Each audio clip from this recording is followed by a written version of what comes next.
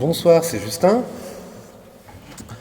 Et aujourd'hui en l'église de Bullecourt, j'aimerais vous parler des modes, ou en fait des couleurs très évocatrices qu'on peut obtenir à partir d'une même gamme. Alors, le mieux, c'est pas de parler, c'est plutôt de jouer de la musique. Commençons. Vous connaissez tous cette gamme, toutes et toutes, pardon, cette gamme.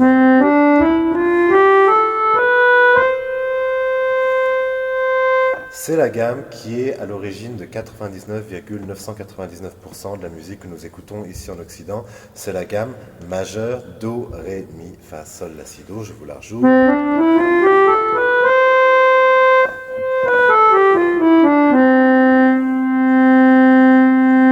Voilà, ça c'est la gamme que nous connaissons tous.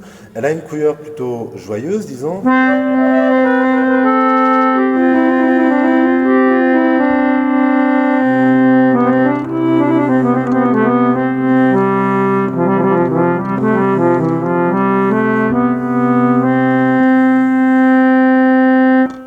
Ce qui est rigolo avec cette gamme, si je prends exactement les mêmes notes, qui sont en fait les touches blanches, mais que je change la basse, eh ben, je peux obtenir des couleurs très très différentes. Je vais vous donner un exemple. Si je prends la deuxième note,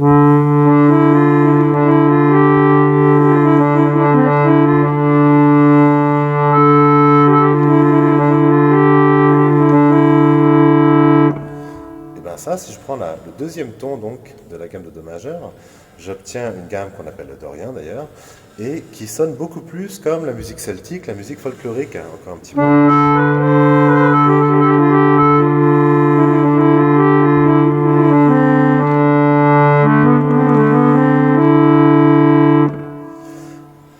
Et regardez, si je change juste ma basse d'un cran, me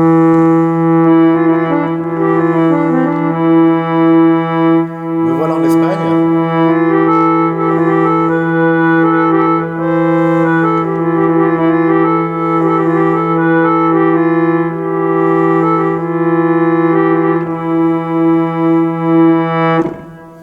Si je touche encore, et ce qui est rigolo, c'est que je joue exactement les mêmes notes, mais c'est juste en fait la basse, le contexte en fait que je vais poser, qui va donner à cet ensemble de quelques notes une couleur complètement différente, qui peut aller de très très clair, très très sombre, évoquer un pays en particulier ou une humeur très très différente. On parlait de l'humeur joyeuse, en voilà une autre d'ailleurs d'humeur joyeuse.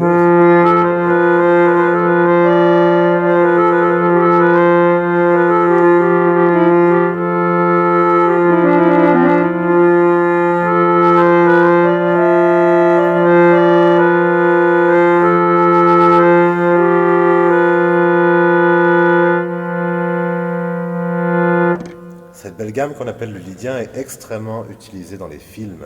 Elle a un caractère très joyeux, mais aussi parfois très très mystique. On l'entend notamment dans le générique des Simpsons. Voilà, vous savez tout. Ensuite, il y a encore une autre gamme ici.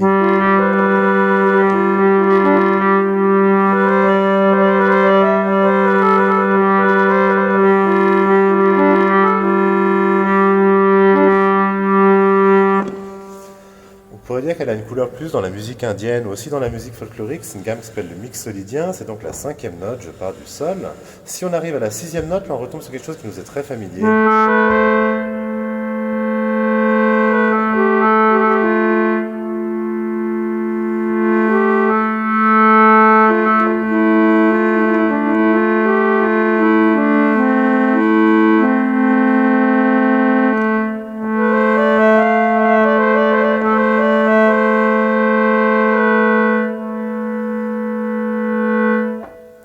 Cette gamme qu'on appelle le mode éolien, ben en fait c'est notre gamme mineure, encore un nom qu'on connaît aussi des cours de musique qu'on a eu ou pas d'ailleurs.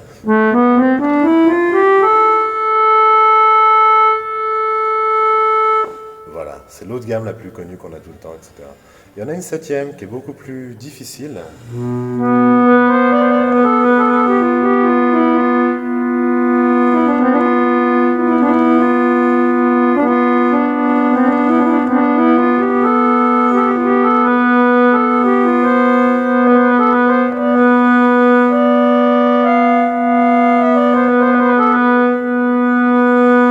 Elle sonne aussi un petit peu, en fait, elle est instable, donc on pense en fait à d'autres gammes selon la façon dont on la joue.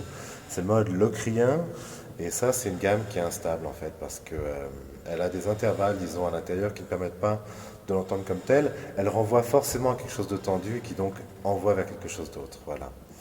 Euh, et donc après, on revient à notre gamme de départ.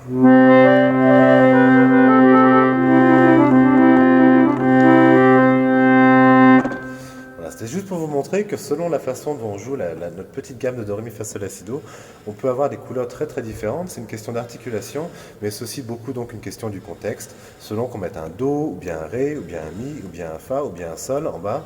Et c'est quelque chose qui était très très utilisé avant. On avait beaucoup de couleurs dans la musique, jusque quelques siècles auparavant, où les choses ont commencé un peu plus à rentrer dans un cadre. Euh, voilà. Et cette musique qui joue donc sur les couleurs, c'est la musique modale, vous savez tout. Voilà. La musique modale qui nous envoie donc aux films d'Hollywood, mais aussi en Espagne, ou bien d'humeur joyeuse ou triste, voire celtique. Voilà, c'était un petit aperçu. À bientôt!